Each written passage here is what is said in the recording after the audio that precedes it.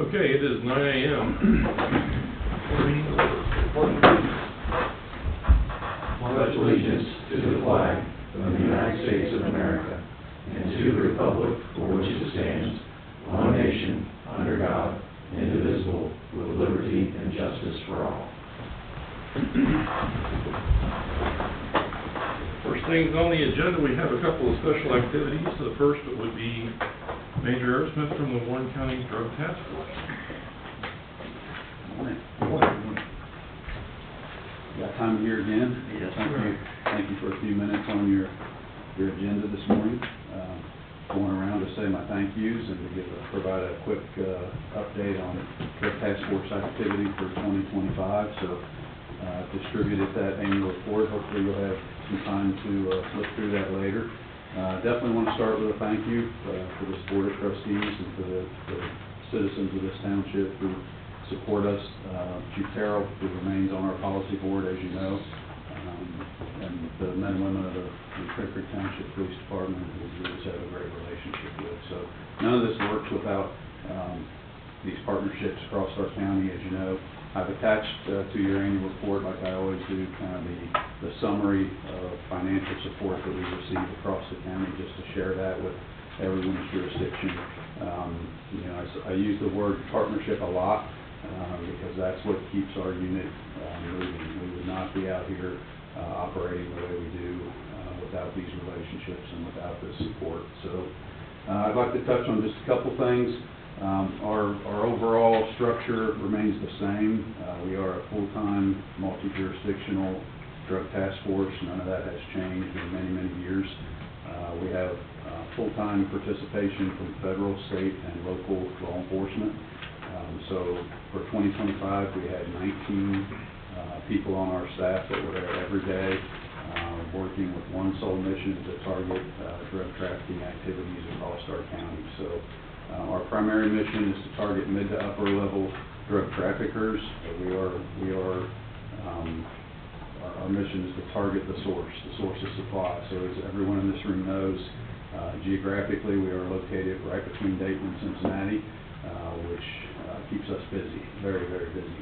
Dayton and Cincinnati, well-known source locations, and they are all over. Drug traffickers from those two areas are all over our county every day of the week. So it's more challenging now than it has ever been. We operate in all of Warren County and the city of Wilmington. Most know that the Wilmington Police Department has been a part of our task force since 2004. That nexus of State Route 73 and as it crosses over from Franklin and connecting I-75, I-71 and straight into the city of Wilmington, it just really made sense to bring them on board, and there's a lot of activity that crosses those roadways.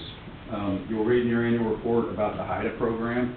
I mention that every year. HIDA stands for High Intensity Drug Trafficking Area. It's a fantastic program, and that's what puts us all together under one roof. So it brings federal law enforcement resources, state law enforcement resources, along with all of our local communities and jurisdictions with one sole mission. Our policy board, Chief Terrell, as I mentioned, one of my many bosses, so our agencies are represented well across the board.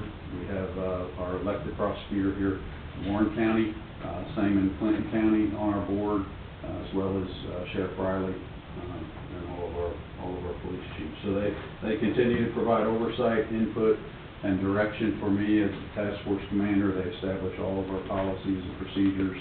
We meet regularly throughout the year to talk about kind of what we're doing. If there's something that Chief Terrell or any other chief on our board want us to do differently, that's when we have those conversations. It's a great way to operate. Equal playing field for everyone, which I think is the only way to go. Activity you will read about, we had 201 new cases last year, 168 arrests. Part of our task force team is a small team of uniformed state troopers who provide support to our detective operations, but they're also out there every day on our interstates. They made 973 traffic stops out there working highway interdiction, so we're lucky to have them on board as well. Our team seized 188 firearms last year. We had 108 search warrants. And as most of you know, a task force investigation typically is a multi-week, multi-month. They can go much further than that. Rare for us to have a one-day case that was a drug task force case. Primary drug threats remain methamphetamine and fentanyl.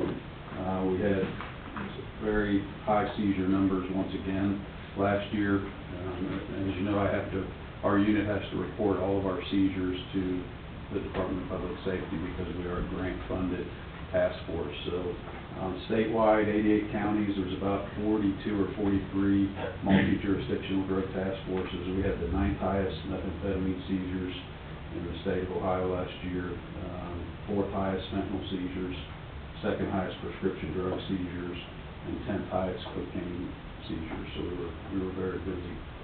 Some good news, the overdose deaths, drug-related overdose deaths, declined a little bit again last year, so we have been on that downward trend, which we just love to see. We'd love to see a year of 0 drug-related overdose deaths.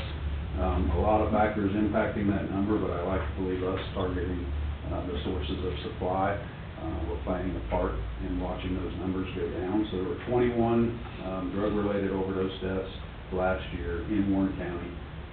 Just to kind of show you the trend, in 2024, there were 25 deaths, 2023, 35 deaths, 2022, 45 deaths, 2021, 75, and if you go back to 2017, we had 102 drug-related overdose deaths in Warren County. So that's the trend we want to see continue. The funding story doesn't get much better. Again, back to that spreadsheet, we thank you for the financial support in addition to just personnel and law enforcement support, and drug tips coming from the community. That financial contribution, you know, we couldn't operate without it. You saw this year that there was two options that we pushed out because, as you know, we for many years, for 2+ decades, the Warren County Drug Task Force has asked for support, financial support based on $1 per person, using the census numbers every 10 years, not making any adjustments in between those 10-year requests for an additional amount. So when Sheriff Riley took office, one of the first things we looked at, and the policy board was part of this as well, is like we couldn't keep up. We needed to kind of adjust more frequently than every 10 years. So we threw in an option for maybe $1.50 per person, and we just simply asked that be on the table for consideration in the future. And then you kind of have a glimpse there in front of you what some of the other jurisdictions have done. Some of those numbers you will see have changed a lot.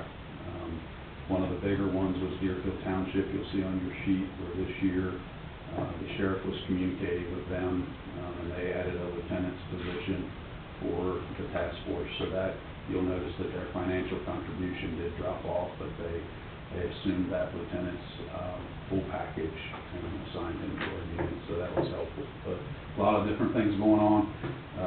Thank you again. Glad to answer any questions if you have any. You have any questions, Steve? What was the big spike in cocaine seizures, 24 compared to 25? Right. It was a lot of times you will see those spikes, and they're simply case specific. That was one investigation that involved 170+ kilos of cocaine. So that can happen to us because unfortunately all of those drugs are available. It kind of depends on where we're getting information and where that information is taking us, and if our timing is right sometimes. And that was a big one. Thankfully, that's not an every year occurrence here, but that was a heavy year for cocaine for us.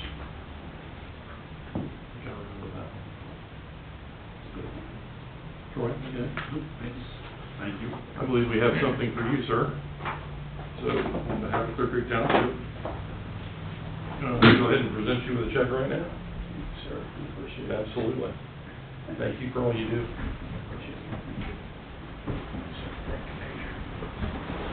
Keep it up.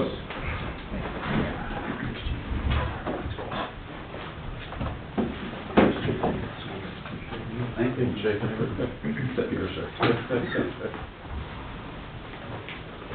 And our next special activity, which isn't quite as exciting for our safety of our community, but Energy Alliance's Dan Dieters. Every bit as expensive. Every bit as expensive. Turning the other way, unfortunately. I'm used to coming up in front of boards and being second fiddle, either swearing somebody in, or the Cub Scouts come in and do the prayer or something, and then everybody leaves, and then I get up. So, Dan Dieters here from Energy Alliance is here to discuss a couple things with you regarding the aggregation program and the facilities for Clear Creek. I don't know if you have the memo in front of you, but we have Clear Creek is in a kind of an odd situation. It's got two different utilities, so we have to seek pricing from each of these companies for each of the utilities because they have different transmission, delivery rates, and things like that. And the companies that bid on these kind of look at them a little bit differently. You'll see the numbers are pretty close, but it looks like, by the way, these numbers are not the final negotiated numbers. We're going to go through them and go back to these suppliers and say, you know, see what you cut off for us to get you guys down even further. About going to be a 10% discount off of AES and Duke. We have our conservative estimate of Duke and AES at about 10.5 cents. Last year, our conservative estimate was about 9.9, and they ended up at 10.6. So this could go, you know, into the low 11s. So hopefully it doesn't for the folks who can't be on an aggregation, but that's kind of the way it's going to be. So we're going to ask you to consider giving the administration the ability to sign these contracts once we make a recommendation. We've not made a recommendation yet because we're still working through the numbers with these suppliers. So it will be two different contracts. It might be two different companies if we can't get them one company to kind of close the gap on that. So it's not really going to make a difference. Folks in AES and folks in Duke will receive similar looking letters, but they won't know. Each other won't know what, you know, that, but the prices look pretty similar depending on the term. We're not comfortable just yet recommending a term, but we do know what the price is going to be through 27 also. So it's going to be a savings for the residents, and you know, we're not pretty certain of that. We are certain of that. So we are going to be able to save them something off of that price. If you look at the facilities have excellent pricing. I think the winning facility number was 7.7. Let's see, 7.7, 7.8 for 24 months. That's going to be significant savings off of, almost 30% savings off of Duke. And the other facilities, I think, sit in Duke, so I don't think there'll be a second. I think so. Probably so. I think they do. So if not, I'm sure that the winning supplier will equal that price anyway because they are facilities. So the last thing is the gas for the facilities. That's going to come in at 49.9 cents. The price to compare on Duke is about 65 this month. You're going to see the price to Duke's gas escalate into the 85-cent range. So in May of this year, Duke is going to what they call standard service offer. What they used to do is, okay, we're going to procure the gas and we're going to sell it for what we bought it for, whenever it was. So the price was volatile. It moved between 30 cents and $1.50 in the last year and a half. So you're going to be at 49.9. And the Duke rate is going to be somewhere in the 85-cent range because they have gone to this standard service, and their adder was just completed at their auction. And before 1 molecule of natural gas flows into somebody's house, they're going to add 40 cents to the price. So you're at 49 cents. The Duke folks are going to be probably 85 or 90 cents for the next year, from May to May. So that'll protect you through the winter with facilities. So it'll be substantially lower. So if there's any questions, I'm happy to take them. What's the percentage savings on gas? For starting in May, we don't know the final number yet, but if we use our estimates, it's probably 40 to 50%. We only have 3 buildings on supply gas, as well as Station 24, Station 22. Why is the gas price going up so much?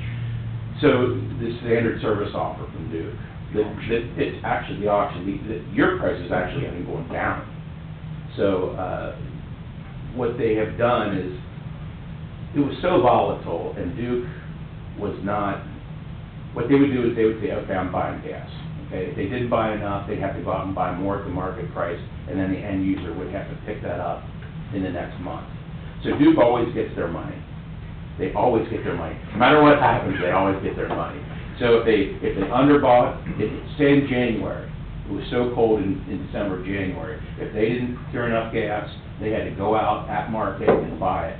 That number is tacked on to the next month's gas in relation to the amount of gas used. So the end users, not folks on aggregations, but the end users, would have to pick up that tab, whether they're right or wrong. This, now what they're doing is they're doing a standard service offer, which means they go out and they auction for the adder, which is, what they're gonna charge for the whole deal, including all the, not the transmission delivery, but there's some of that in there, but that came back at 40 cents. So if you don't use any gas, if you use 1 CCF of gas, it's gonna be 40 cents before they even add the gas commodity cost. So just for nothing, there's 40 cents, and then if they pick it up for 45 or 50 cents, now you're at 90. And this is gonna happen through next, it's actually gonna happen forever, because they've gone to the standard service offer. But we don't know what that adder will be, until You next don't know what the February. auction rate's gonna be? Not until next February, correct. So, but we do know the auction rate this year is gonna be about $4 a decatherm, so comes out to 40 cents for your end user.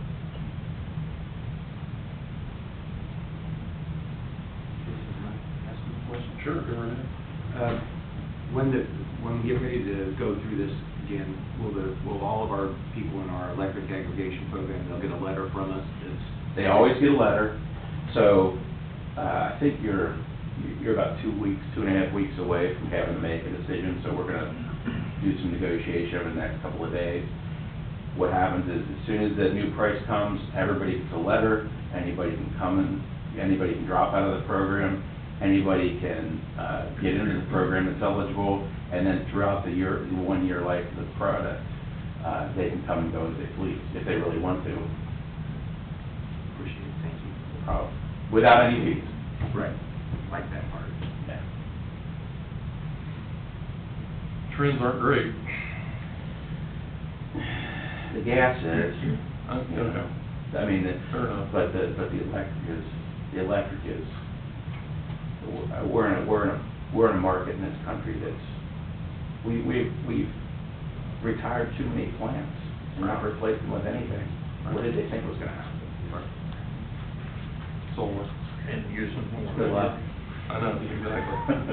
Yeah, I know. And we're using a lot more, Yeah, no, it's, And gonna continue. and gonna continue to use a lot more. And if they don't do something about what these data centers are gonna do, if they start pulling from the grid, I think you're gonna see them have to procure their own energy. I don't know what other way they could manage Yeah, it. I don't see it either. Okay, sir. All right, thank you so much. Thanks for your time. Yep. Nice to be back up here. Thank you. Items to be removed from the consent agenda. We have anything, gentlemen? Public comment? Gibbs? As you're coming up, Mr. Gibbs, we are implementing a 5-minute cap for public comment. And I also would like to make a statement before you start. Well, it's concerning the water situation. I understand that, but I would like to make a statement. I would like you to acknowledge that our road supervisor, Mr. Jones, had offered you a solution. Would you acknowledge that, please? Well, I don't know, I will. You are not going to acknowledge that he offered you a solution that you did not accept. He did not. Please put that on the record, Mr. Corliss. Noted. The floor is yours. What is mine? I want to know what you did wrong. What was the fortune? You didn't explain that. I'm sorry? I was offered a fortune, but what was the fortune? I didn't say it was a fortune, I said it was a solution. Take my property. They funded did that. That's not what the solution was, Mr. Gibbs. I'm just telling you what it is. And I've got a lot of paperwork. This guy right here, Mr. Petty, told me to get a hold of him. I guess he played golf with, You're incorrect. huh? You are incorrect. I am. Yes. Well, I'm telling you what Mr. Petty said. Well, And you're Mr. Petty mistaken. told me the first time I had him down there. You are incorrect to stop this path of conversation because it's not correct. It's not true. So end it. I can't end it. What you will in about 4 minutes. Well, that'll be all right. Okay. I was escorted out before. Nobody wants to see it. I've had it to Columbus with Mr. Dave Yates. He says my lot does not call an acre. He is under an acre, and he said it is the county and Mr. Abernathy. Then why are you here? I'm here, I've been there, and I'm bringing you fellas up today. And whenever I took it before the county, the prosecutor, he said, this gentleman right here is in fault.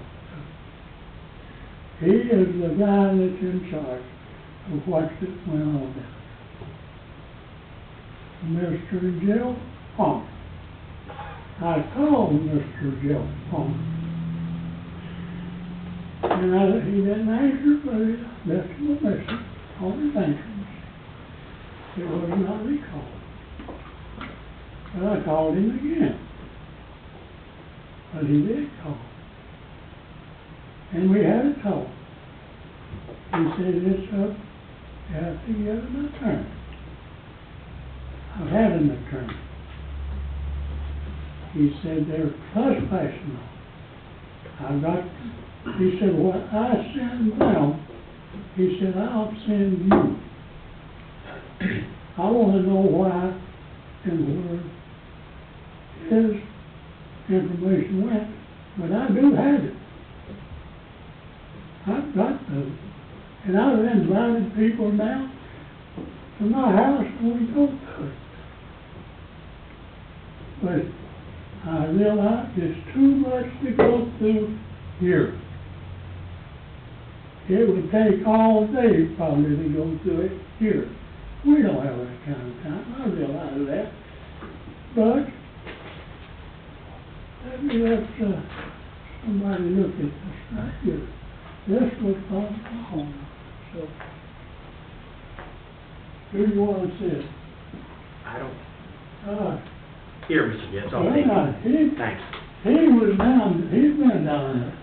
Matter of fact, I had him down there. You need to address the board, Mr. Gibbs. Had him down there, his first thing I think it was replacing the guy we had before. There was someone here that stood in. That would be me. That was you? Yes, sir. Well, I was told to get a hold of her mayor. You've gone down this path before, Mr. No, I Gibbs. didn't. The mayor has nothing to do with this. Well, I don't know why you brought that up. well, no, The mayor never contacted me. Well, you. I was excuse me, sir, you've now addressed me, let me respond, okay? I'll give you the minute back. I was acting administrator as I served as trustee. I did that, by the way, for no charge, because I'm not allowed to take money for it. By statute, I'm not. You never contacted me I never got. at any I time. contacted him, I got a hold of the mayor said he would. The mayor is the city of Springboro. You I live in know, Clearcreek he said Township. it was him. I know it, And then- okay, go ahead. You won't hear me. You're just like the rest of them. You don't want to hear it. Mr. Gibbs, you're combative. No. We offered you a solution. You We're not in the never- stormwater business. You never offered me no part. Okay. We'll agree to disagree because we know we have and you refused it. Well, you want to. And the problem you have is with Mr. Abernathy. You've already acknowledged that, and with the county. I'm not the one, and only one that acknowledged that. Where's that paper that I just? Right there, Mr. Gibbs, right here, You sir. just laid it down on the table. Right here. What did I say? It doesn't say what you say it says, sir, but I'm not gonna get in an argument with you. It's your time, sir. It Yes, doesn't say what you said it said. But you thought I'd even taken it to the commissioner. I had, Martin Russell working on it, Okay. down in Lebanon. Have you talked to Kurt Weber? Huh? Have you talked to Kurt Weber? No, not to my knowledge. I He's talked the to- county engineer. That would be the person I would speak to. Well, I went to the, you talking about the county engineer? Yes, sir. Okay. Mr. Petty, he has retired. And his boss, I'm assuming it was his boss, he has retired. Kurt Weber is the current county engineer. Well, I've been down there. And I took this print right here. They had denied me having an acre lot. And I've got the print right here, and I've had it.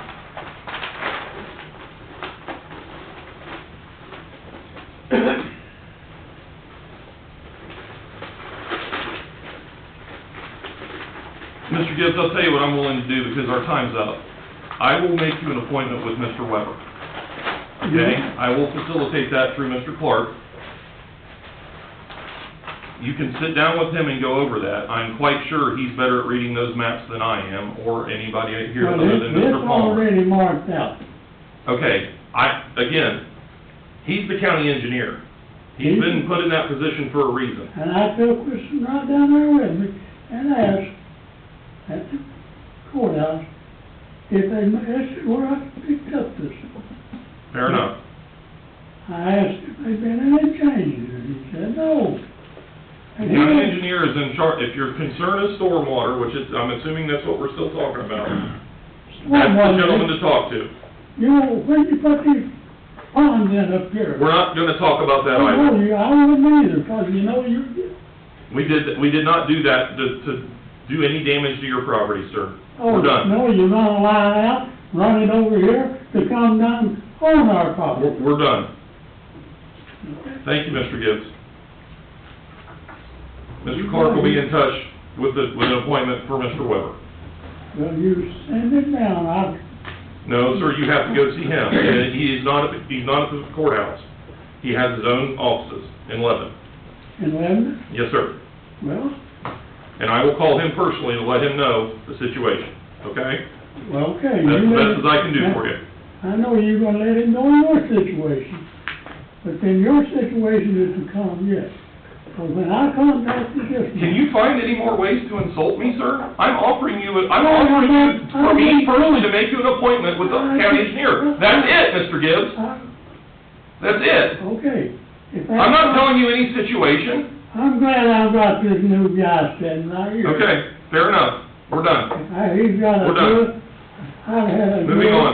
He's got a good reputation with me, I'll say that. We're done. Pete, take a seat. He's He gonna just help told you me out. out, that guy, and I did ask for a copy of last meeting, and I listened. It's public record. Huh? It's public record. It's on the website. It's on the website, it's public record. And he- I'd always got one, he delivered one to me. I did the And last he- time. when he you said asked. it- Now, oh, He said, you need to get an attorney. I got the attorney, and this is what I have now. Okay. I've got the letters, all of them that you guys supposed to get. Of what he sent you, he's supposed to send me, and he did. Fiscal business, Mr. Corliss. yes, sir. The one thing that we did find out this week that I made a boo-boo on the budget for parks. And while we could have come back with it, unfortunately, we had that big snow and there was some overtime associated with that. So at some point, we're going to have to do a small supplemental for the Parks District to cover those salaries and wages. And then also looking at doing a possible supplemental for roads and other projects too. So that relates back to what I had talked about a couple of meetings ago about the Budget Commission and some of those things. So we'll be coming back with you for some more stuff. It'll be a moving target, isn't it? It is indeed. Okay. All right, on to new business administration, resolution number 5653, resolution to set reasonable time limits for public comments during public meetings. I believe we just spoke about this, the Board of Clearcreek Township Trustees dispensing with the second reading and declaring an emergency. Some things don't need to be sold. Case in point. 5 minutes? 3 is with the resolution there. Let's go with 3. At the discretion of the chair. You went 15. I did, because I had some things to say. So we set it at 3 minutes. Do I have a motion to pass 5653? So moved. Second. Mr. Mearsclaw. Yay. Mr. Holter. Yay. Mr. Gabbard. Yay. Oh, I'm sorry. Pete got me shook up. It's all good. I'm right as rain over here. Resolution number 5654, a resolution to update and amend the Clearcreek Township Public Records and Document Management Policies and dispense with the second reading. Yeah, much like our handbook, this is a living document that you need to update occasionally when case law and legislation comes on board, and this is a particular instance here. Most notably, the changes in Section 3, which allows us to charge requesters actual cost up to $750 to produce mostly body cam footage from our police department. Of course, this excludes victims or people that potentially have a civil case. But it's really more of the content creators from social media that try to put these videos into traction and get advertising dollars, and it's quelled that a little bit since we started doing it. So this is the official update to those records to be able to point to our policy and say this is what it is. Understood. Do I have a motion to pass 5654? Second. Mr. Holtree. Yay. Mr. Mearsclaw. Yay. Mr. Gabbard. Yay. I'm glad to see that, by the way. 56, Resolution 5655, a resolution authorizing the township administrator to incur obligations greater than $10,000 on behalf of the township, dispensing with the second reading and declaring an emergency. So this is the formal request that I hinted at last year a couple of different times for the, as ironic as it is, the Greater Warren County Drug Task Force. They're going to headquarters. I did not include those documents in here for security purposes, but they are getting a headquarters of their own in which to operate out of, and the county administrator, as well as the county sheriff, asked us to be a participant in helping offset some of the costs to build out that facility. And the idea bubbled to the surface from the administrative standpoint of we're getting the settlement funds from the opioid settlement, and we appropriated at least half of it this year, and the ask was for well less than we appropriated, so I felt it appropriate to recommend that we make that donation to the Greater Warren County Task Force from those funds in the amount of $25,000 what they requested. Anybody have any questions about 5655? Do I have a motion to pass 5655? So moved. Second. Mr. Mearsclaw? Yay. Mr. Holter? Yay. Mr. Gabbard? Yay. Anything else in administration, Matt? Not for now. Roads, 5656, he's not even here, so there you go. Yeah, Mr. Jones, He's on the indicated road. that he was going home because he was still ill from late last week. And, Mm. has not gotten better because he doesn't take time to slow down when his body heals. But, I digress. This is a resolution to accept 4 sections of, Winding Creek, the boulevard of Winding Creek streets and right-of-ways for maintenance. Our staff went out and inspected this last year, actually, and it's finally finished punch list, and the county engineer has to sign off on it. Is it thicker than 2 inches? But that, Is it thicker than 2 inches? they did, I don't know, we didn't do a core sample, but, I would maybe we should have. It's on compressed dirt, I can tell you that. It's getting there. Okay, do I have a motion to pass 5656? Second. Sorry, Mr. Holter? Yay. Mr. Mearsclaw? Yay. Mr. Gabbard? Yay. Calm down, Ralph. Oh, I get excited about that. Fire district, recommendation to accept the retirement resignation of Fire District Office Manager Annette Davis, effective May 9th, 2026. With the thanks of a grateful community for 10 years of dedicated service. Yeah, for someone who came here to work for 5, we got an extra 5 out of her. We doubled down on her, didn't we? Yeah, definitely a diamond in the rough. We appreciate everything she did. Her last day will be April 1st. So if you want to mark your calendars, we'll have some kind of a luncheon or event for celebrate her retirement and all that she's done. She played an integral role in picking her replacement. A lot of people helped with that. And so far, so good. The new office manager is working out very, very well. Good. Do I have a motion to accept this recommendation? So moved. Second. Mr. Holter? Yay. Mr. Mearsclaw? Yay. Mr. Gabbard? Yay. Recommendation to approve the Clearcreek Township Paramedic School Reimbursement Policy Program as drafted. So we're going to be using this as a recruitment retention tool. It's starting to become industry standard. It's been a long time coming, working with the fiscal office, the law director, Mr. Clark, to get this done. It's taken a while, but I do believe we've come up with a really good policy and program to send our EMTs to paramedic school and then allow them to continue working for us for education. Do I have a motion to accept this recommendation? So moved. Second. Mr. Mearsclaw? Yay. Mr. Holter? Yay. Mr. Gabbard? Yay.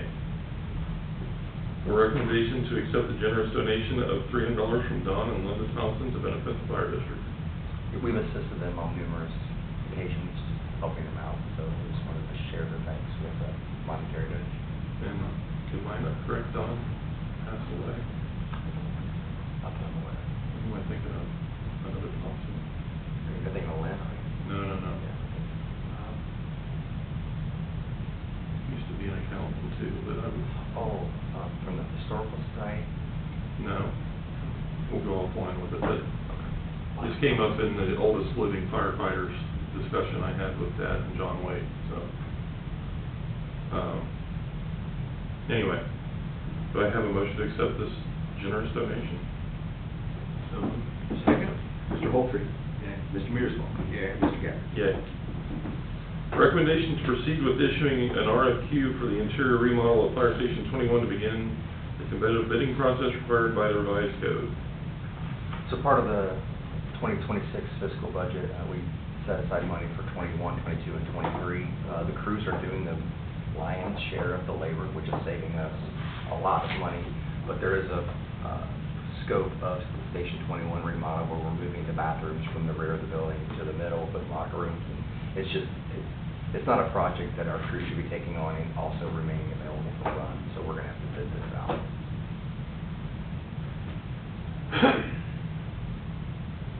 Okay, do I have a recommendation to allow them to proceed? So moved. Second. Mr. Mearsclaw? Yay. Mr. Holter? Yay. Mr. Gabbard? Yay. Anything else, Chief? Please, consent agenda, and we have a resolution that was added, 5657. I believe this is to, we'll wing it here a little bit, but we're getting rid of a bunch of old stuff. Here's the, if you want to read this, Jason. I've got the copy of the resolution. Yeah, if you would just read the header off that. Here we go. trying to figure out where the other side of it was. Yeah. It's on the backside of the memorandum, thank you, okay. Resolution declaring personal property as surplus and approving an internet auction, direct sale, donation, disposal, or destruction of said property, of said personal property, dispensing with second reading and declaring an emergency. So the police department ends up with weapons in a couple different ways. We have our own weapons that we purchase, and we cycle those through for a period of time. Shotguns are usually about a 10-year, rifles are about a 10-year cycle. Because they are a SWAT rifle, and they get a lot more rounds going through them. We also get weapons through the court system. Whenever we seize a gun or ammunition, it goes through the court process, and the court will award that weapon to the police department to do something with. So occasionally we clean house on that stack of stuff that started stacking up. So we had a bunch of surplus weapons that we went through the proper court procedures to get seized and then allow us to do something with them. We had got court order to destroy the ammunition, get rid of the ammunition that we're taking also. We get people occasionally just walk into the police department and say, these were my grandfather's, I don't want him around the house, he's passed away, do something with these guns. So we clean that up through a process either through court or through the ORC, and we're at that point where we're just cleaning some house and getting rid of some of those seized weapons and some of our weapons that have already gone through the cycle. We are looking at sometime this year, I have to start looking at replacing shotguns. This is the 10-year anniversary. So what this does is Vance has been our go-to in the past on cycling those weapons out, and we're allowed to do that to our lawful that deals with FFL, the Federal Firearms, so it's done through ATF. So we've had Vance price out. They've offered us $5,620 for those surplus weapons. It's a good going rate that I can see, so I would recommend the board allow us to go ahead and dispose of those weapons that we've gone through the process to do, and to pass those weapons to Vance for that price of $5,620. So I have a question, because I just watched something on this over the weekend, oddly.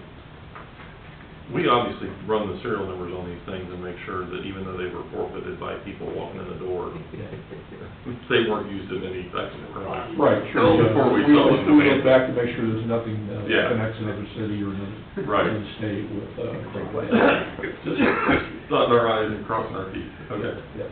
Do I have a motion to pass 5657? So, Go ahead. I'll second. all right. Mr. Holtree? Yay. Mr. Mearsclaw? Yay. Mr. Gabbard? Yay.